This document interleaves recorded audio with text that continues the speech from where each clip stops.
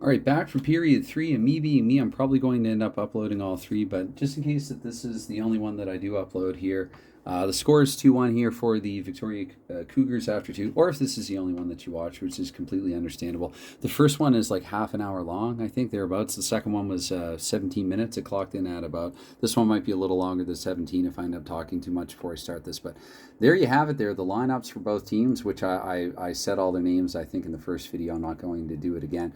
But I'm just noting goals here. So first it was in the first period there. The Tigers actually broke the ice here. The Tigers have come out west here to challenge the Cougars for the Stanley Cup. The Tigers are the NHL champions, and the Cougars are the Western Canada Hockey League, the WCHL champions. They're challenging one another here in a best of five. This is game one of that best of five. And so far through two shots on goal, 16-14 in favor of the Tigers. They were 8 apiece in the second period, 8-6 in the opening frame. But it was the Cougars taking a 2-1 lead there relatively early in the second period. It's actually Gord Fraser who's been a hero here early. Fraser, all three goals have been scored from the point. Charlie Langlois for Hamilton, and then Fraser responding twice for the Victoria Cougars here. So anyway, for period three, we get things going here. And I should also drop that disclaimer again that, like with Blue Zone Hockey, where I play my own gray zone adaptation of that game, I do a lot of improvisation here for the game Status Pro Hockey as well. It's still based on Status Pro Hockey, and feel free to ask me any questions about anything that I do differently. One major thing that I do differently is a lot of 2D10 rolls to supplement random numbers in the cards. Therefore, I use just 60 cards and not the 100 or the 105. So anyway, getting the face-off here, I know immediately it's going to be won by Fredrickson, the better draw man. I use advanced face-off rules that are found in the book.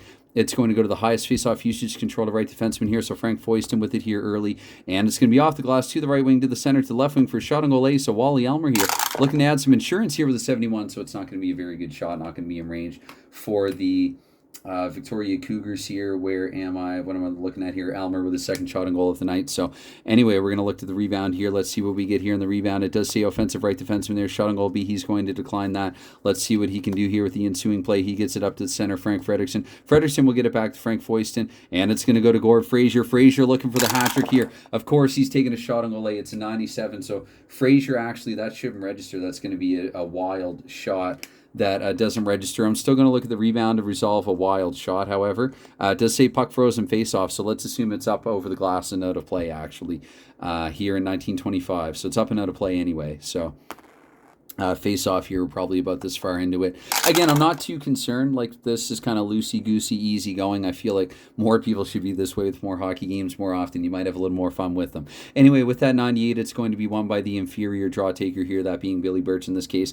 So I ignore the home team part because I'm using advance, and it's going to be Birch here winning it to himself. So Birch here, it's going to be passed on to a Red Green there. He gets it across to Shorty Green for a shot on goal A. Shorty Green says, don't mind if I do, taking that shot on goal A. Let's see. With the 20 on the shot on goal A, so I have to double check here. His direct opponent, the defense will knock it down by one, but that's still only a 25. There was no assist bonus on it, but I do have to roll here to see if Hal Holmes can keep the... and he can too. Look at that. Holmes at home saving a face-off. Wow. 13 or below, that would have been a goal, and it came up 15. So Holmes, that is his second outstanding save of the game, other than Gord Fraser. Holmes has kind of been the star of the game here, one would argue. And so we're going to get another face-off here. That's right, drop the dice first. Don't forget your own system, your own alternative improvisations and such. So it's going to be the home team, the highest face-off usage. Oh, wait, 77. No, it's going to go to Cam Randall. Scratch that. Randall here. I know I have some forwards playing defense, some LD playing RD and everything like that. It's 1925. And as you can see here, there's just 10 players in each roster. I actually contemplated putting the defense up where the forwards are, but ultimately opted to put the defense there down below. So anyway, and I have some charts just off camera, and it's going to be Cam Randall here with it. We'll look to get into change soon, but let's see here. We got to check for a penalty, actually. Penalty 48, there will be one. I think that goes to the visitor. I'm double checking here in this penalty chart. The Cougars are a 5 at home. The Tigers a 4 on the road. So this will go to the visiting Hamilton Tigers. We get a penalty here. Let's roll to see the individual penalty here, who actually has it here with the 0-1. And I might just assume a play stoppage after that rather than a delay, because Hamilton did have possession. So for the 0-1 there, it's going to be just straight 2 minutes for tripping. Let's look at Randall's opponent. His penalty rating is a 0, so it will just be Randall headed to the box for a pair. We didn't have any penalties in the second period. We had a pair of them in the first period, and I'm just going to mark Randall as... Actually, what I will do here, I will mark... Here's where actually I get to do it like a penalty kill proper. So let's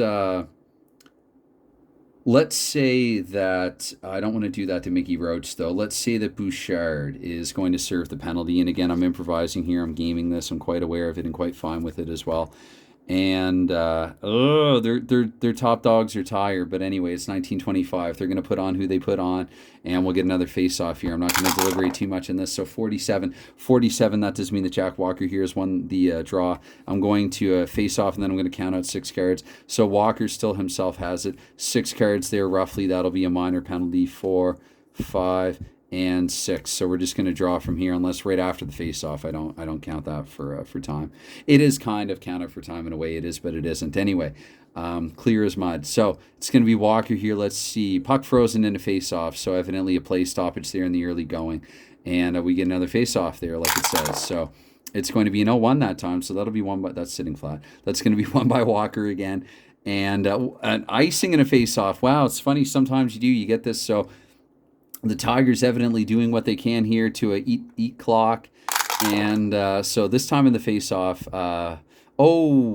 actually, I was, okay. So I'm going to add one more to this pile here. I should have checked from this draw pile here for that. 71, this time it's going to be the Tigers here, actually, with possession.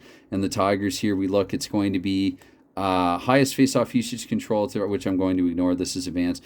To right defenseman. So Langlois here in the penalty kill, but is poked away by the defense and control with the 4th best defense rating. That's probably going to be a forward. It's going to be between Walker and Hart. I'm just going to give it to Walker.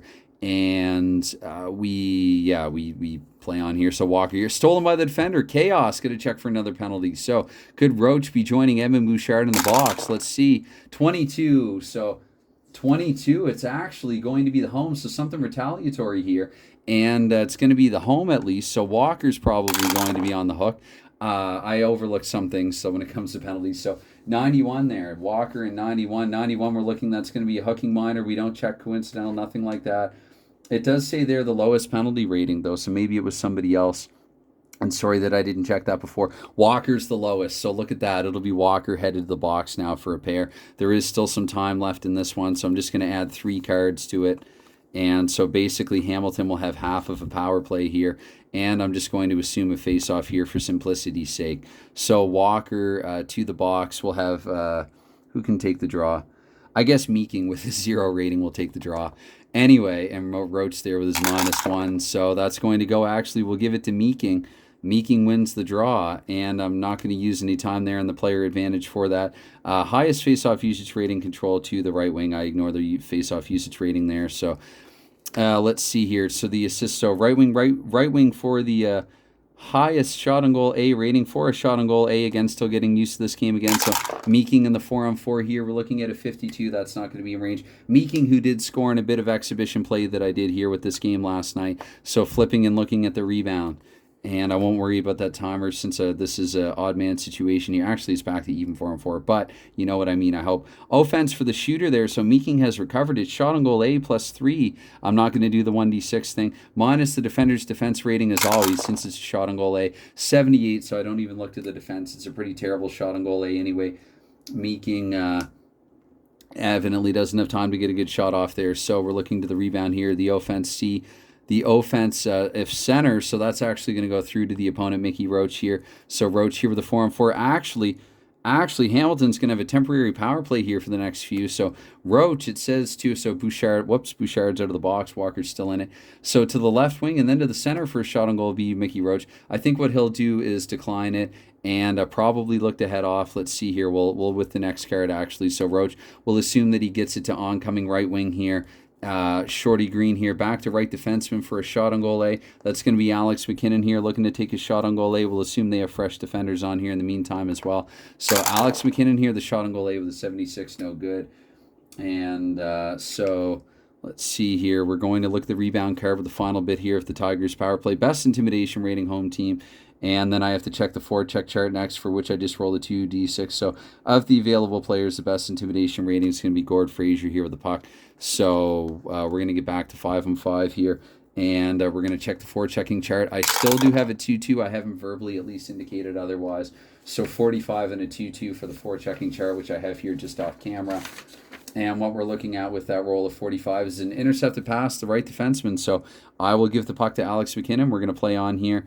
And McKinnon here, it says McKinnon's going to get it across to Cam Randall, up to Billy Birch, across to Shorty Green for a shot on goal B. Shorty Green will decline the shot on goal B and look for better. Typically, I do that with the B's and C's unless it's like the third one. And it's going to be off the player to the second highest assist rating. Again, it's 25. I pay that a little mind. To Shorty Green again for a shot on goal B. Let's see the third time here. It's going to be stolen by the defense. So you look at that. He held, and suddenly third best defense rating now has the puck.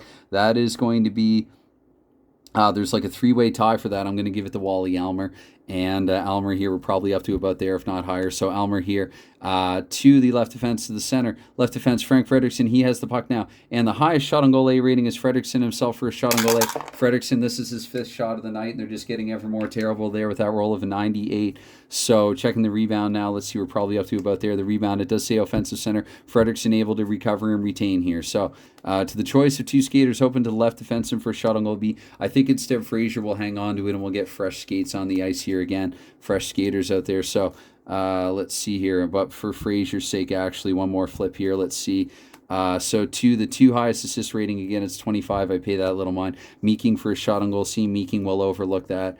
And so we're going to look now. It says to Meeking back left defenseman Glenn Laughlin. Up to Meeking again over to the center for a shot on goal B. Jack Walker again. Probably shouldn't decline that, actually. I've already declined a couple. Walker with the 8. Look at that. He narrowly misses in the shot on goal B unless we got some really funky defense rating. We do not. So it's just going to be, we're going to check the rebound here, probably up to about there now. See the defense goalie to the right defenseman there. So Forbes manages to dish it to Langlaw. Langlaw here, let's see. We're looking to left wing here for a shot on goal A. So it's going to go up to Mickey Roach and across to Edmund Bouchard. Bouchard for a shot on goal A, because why not? Even though it's highly unlikely for him. We just had a narrow miss there with that roll of an 8 to 54. So we're checking the rebound here again. It does say puck frozen and a face-off. These are the lesser players, and this is the third period. I'm going to get the top guns out there who average 30 to 40 minutes of ice time a night anyway, because this is 1925, and I know I've used that a lot, but it bears repeating every time.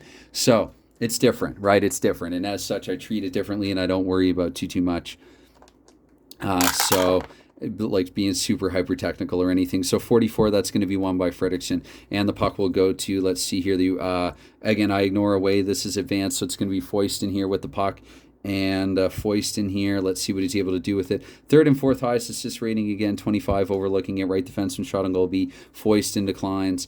To the up to the right wing, so he gets it up to Jocko Anderson to the center for a shot on goal B. Frank Fredrickson. You know what? The shot on goal A is not working out. Let's try the B, where it almost works out for Fredrickson. Now 6 shots on goal in the night. They do have to up their shot production here in the third.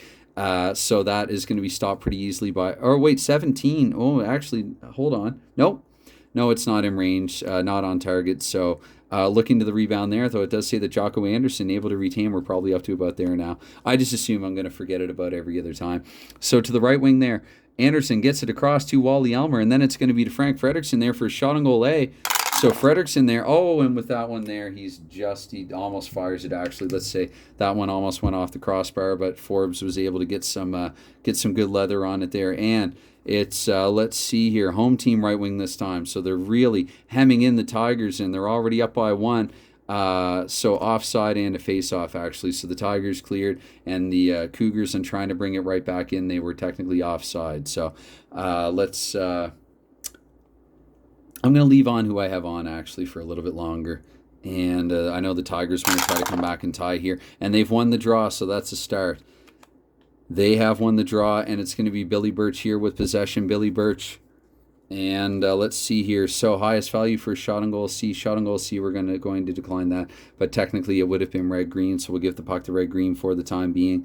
And Green here, second highest assist rating to the left wing for shot on goal B. Green will try his luck at a shot on goal B. Green, who just has 1 shot on goal so far in the night. So unsuccessful with that one. We'll look to the rebound and look to get a change in here. It does say defensive left wing. Whoops, so we'll give the puck to Elmer, not that, but this here being the puck. And we're going to change everyone else out here for the time being. Not a whole lot of time, so look for the Tigers to quick change here, down by a goal late. In fact, I will change their forechecking to 3 if it comes up. It doesn't come up too often anyway. Now that I have said that, it probably will come up. But Wally Elmer here just before heading off. It's intercepted and stolen by the defense, the best defensive value. I'm just going to look at their playing value, which is going to be Charlie Langlaw anyway here. So Almer heading off there, Walker, Meeking, and Hart heading back on the ice.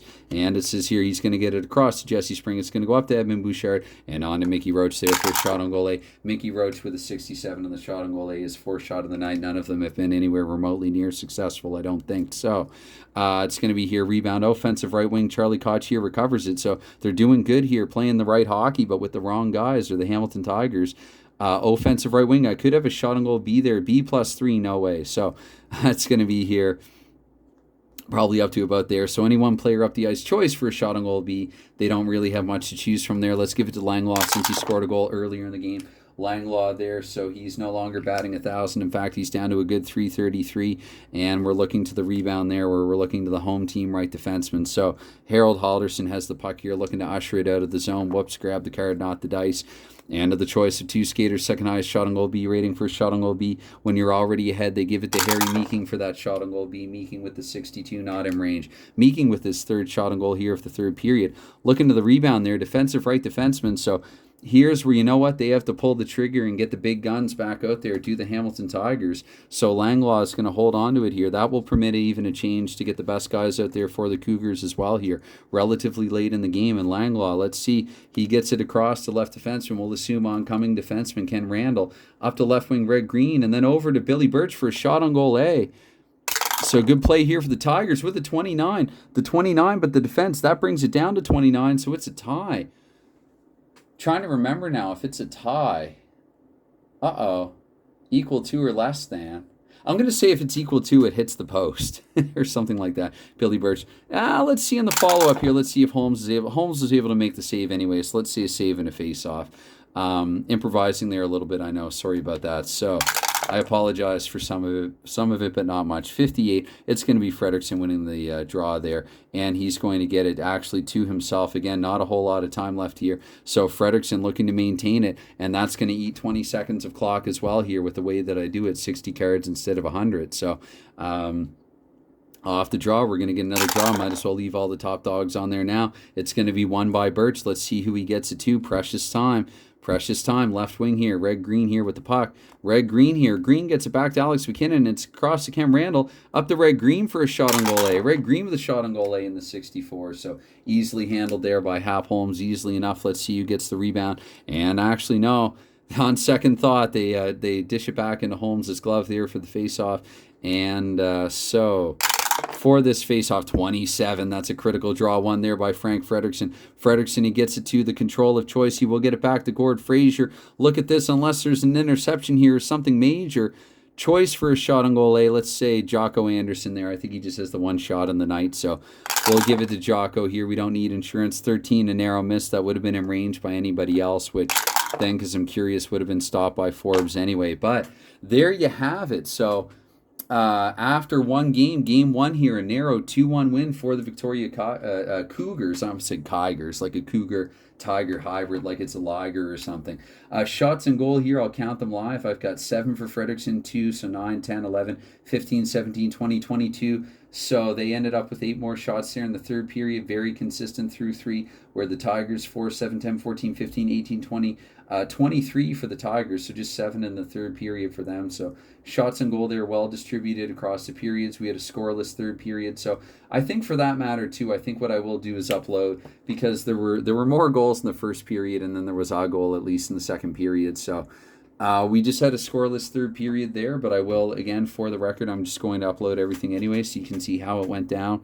And yeah, this is my adaptation of Statis Pro Hockey, and this is game 1 here in a best of 5 of my final for the Stanley Cup Championship in 1925 between the Western Canada Hockey League champion Victoria Cougars and the National Hockey League champion Hamilton Tigers. So far, as you can see there, if I haven't said it enough times already, it is 1-0 Tigers. Bye for now. Or Cougars, 1-0. Oh my goodness. It's 1-0 Cougars. I'm getting my cats confused. All right, anyway, thanks again, and bye for now.